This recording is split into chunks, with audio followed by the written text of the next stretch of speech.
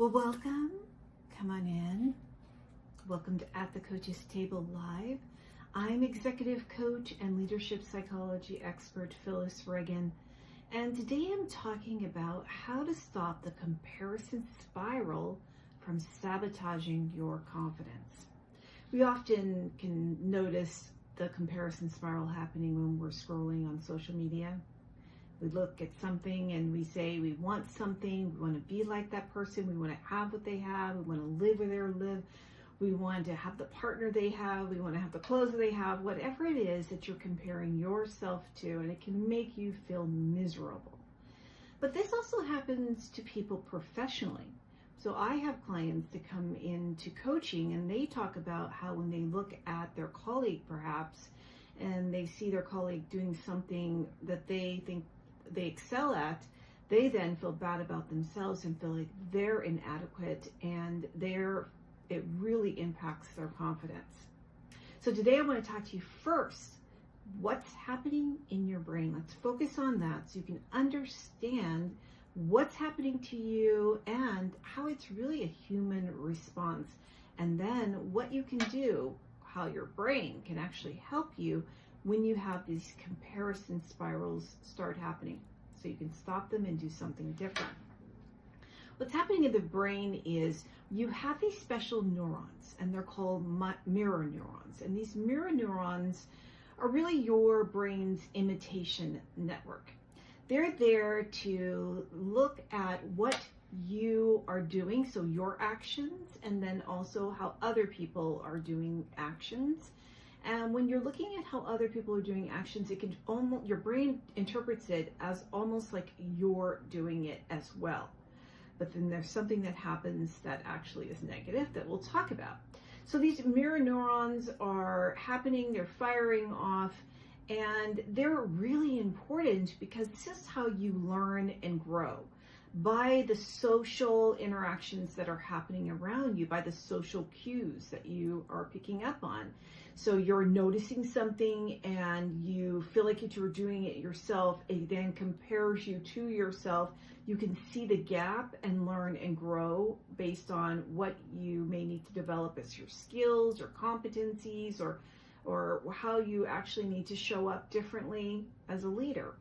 So it's really important to notice when it's happening, first of all, and then that those mirror neurons are actually, it's a very normal thing that the brain is doing. Here's where it's a problem for you if comparison then spirals you into feeling inadequate or less than, or you feel excluded, or it's just some negative aspect to it when you look at someone else and then you negatively compare yourself to them. So you're somehow feeling less than. So here's what's happening. Your mirror neurons activate. Then your reward center in your brain, which is the dopamine center, and this is where you get these dopamine hits, and it's saying to you, I want that. I want to be like that. I want to have that. I want to do that. I want to be that. All of these things, it's telling you, it's lighting up your dopamine center. And now you're getting a sense of like, this is something that's important to me that I want, but they have it, but I don't have it. So if they have it and I don't feel like I have it, now you're spiraling. You've activated now your amygdala. And your amygdala is your threat response area of your brain. It starts to send you these signals that you are not good enough, you're not smart enough, you're not going to get it, you're behind, you're too old, you're too young. It's all the things that telling you, here's the gap, here's the threat. This is why you can't have it. This is why you can't be it. So that's the spiral. You notice what someone else is doing, and it shows you the difference between maybe how you perceive yourself and what you perceive about them. It activates your dopamine hits, telling you it's important, I want it, I want it, I want to be like that. And then your amygdala gets online and it starts firing off this information because it's trying to keep you safe. Don't try to go in that direction. Don't try to up level. Don't try to be like that person because it's unsafe. Be like you are now. And so it'll give you all this false information about why you can't be that person and why you're less than, or you're just all these negative aspects of it. So I have a client that came into coaching, and this was definitely happening to her. She would go into senior leadership meetings and meet with the C-suite. She was a senior leader herself, and one of her colleagues, she just really compared herself to this colleague because she seemed to really have a strong POV in the meetings. People listened to her, they followed her, they seemed really interested in what she had to say. And my client, as she's observing this, could feel that she was comparing herself negatively to this person and that she really wanted to be like this person. But she didn't go any deeper than that. She just knew, like, there's some gap and I don't know how I'm going to be like her. Can we focus in on that on coaching, which is a great place to start unraveling all of this. But she didn't really get to the deeper levels initially as to why this was happening and what that messaging was to her. So we first started for her to really normalize it and understand what was happening in her brain that was setting this up for her so that she can then do some different things. And as much as I know what's happening, my background is in neuroscience and psychology and leadership development. I have a deep understanding of what's happening. Doesn't mean it doesn't happen to me. I still get locked into comparing myself to others.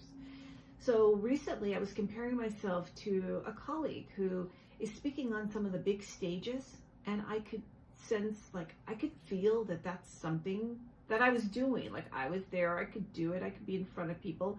And then my amygdala, my dopamine kicked in and said, you want that. You want to be like that. And then my amygdala kicked in and said, but you're not that. You're not doing that. You're not on those stages. You must not be as good as that person, right? You're not as competent as they are. So that's when I paused, and this is what I want you to do. We want to get your prefrontal cortex, part of your brain, up here. It's your decision-making area, it's your problem-solving, it's your creative thinking and your strategic thinking. We want to get it back online because your amygdala is hijacking it. So you can't get to that kind of clarity until you pause and ask yourself some deeper, curious questions. So the curiosity, once you start to pause, and my pausing for me is to breathe. So I do breathing exercises. Sometimes I'll do meditation when I'm feeling it. So I can calm myself down, calm my amygdala down, and really get my prefrontal cortex back online so it can help me with this. Once I feel like I'm in a calmer state, I can get to more curious questions. And so those questions can be, what is it about that person that is making me feel like I want what they have? What is it signaling to me that's important to me right now in my life? What is it cluing me in on that might be telling me that that's the next evolution of what I want? So for my client, with her wanting to be like her colleague in the senior leadership meetings, her curiosity questions were, what is it that I want to be right now as a leader? That's not the same as looking across and saying, she has what I want and I can't have it, right? It's really a deeper question. And she reflected on this for quite some time. And then she realized what she really wanted was to have a way to really reach her deeper thoughts in those meetings and to express them with clarity. Because her why behind that was the work that she was doing deserved to be told in that fashion with clarity and calmness and confidence in front of the right stakeholders. So that's what she was able to connect to. It was important to her leadership. It was connecting to her why. And it was the next evolution for who she wanted to be as a leader. So here's what you do. This is what's going to help you. So when you're in a comparison spiral, the first thing you do is you name the trigger. You want to say it to your brain. The first thing you always want to do is name it so your brain then stops for a moment. It knows this is what's happening. It's not a swirl of all this other thinking that you might have. So you might say to yourself, I'm experiencing a comparison thought, or I'm experiencing some anxious thinking, right? You name it. Now you want to notice what it's pointing to. So what can it be pointing to? That's where you get your prefrontal cortex back online. You're going to ask those curiosity questions. The curiosity question might be, what is it telling me? What is it signaling to me? What is it telling me that's important to me to notice right now? What is it telling me about who I want to evolve into? So you want to ask those kind of questions. And then the last thing you want to do is you want to nourish the desire you have. So that's where you set up a small action based on what you found out from your curious questions. So if you found out, for instance, I'll use myself. I found out that when I looked at my colleague that was speaking on bigger stages, my question was, who do I want to evolve into now as a coach, right? As a leadership expert? And as I drove into that deeper, I realized I wanted my content to reach a wider audience. And then I asked myself even deeper questions. What could that look like? That could look like writing a book. That could look like being on stages. It could look like being a media expert. It had lots of potential ways that it could actually manifest in my life. Then I drove into deeper questions. What would be meaningful to me? What connects to my strengths, to my purpose, to my why, to what I love, to what energizes me? And then it came up that the first thing I want to do is be on stages, and the second thing I want to do is write my book. So to be on stages, then I had to nourish the desire. Then I set one small action, and that was to just begin to understand what the process is to get on those stages. So that was my first step. Because I set that small action, I felt empowered. I felt like it was possible. I didn't feel overwhelmed with negativity. I was no longer judging myself negatively to someone else. I could really see a clear path about how I could get there. So it gave me confidence. It built me back up. It empowered me. And that's what I want you to do. So remember, this is what you're going to do. You're going to name your trigger. What is it that you're thinking? You're then going to notice what it's pointing to. So ask those curiosity questions, and then you're going to nourish the desire. Set one small action to make what you found out about that's important to you from those curiosity questions to set it in motion, or to begin thinking differently, or to problem solve it differently. One small action. All right, that's your homework that you're going to do. So start noticing what's happening to you with the comparison spiraling. Remember what's going on in your brain so you can normalize it.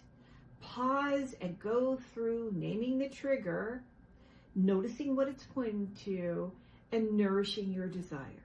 All right, I'd love to know how it's working out for you. Drop me a comment and let me know if you like these kind of talks where you can immediately put a strategy to action. I go live every Wednesday, Friday, and Saturdays. You can follow it on my YouTube channel, Leadership Unscripted with Phyllis and Reagin, Reagin, or you can download the calendar. It says where you can find me on different social media outlets. And that calendar can be found at my website, Phyllis Reagin, REAGIN.com/live-events1. All right, I am really excited to see you on Friday. I'm going to talk to you about how you can make smarter, faster decisions when you're under pressure. That's 12 p.m. Pacific Standard Time.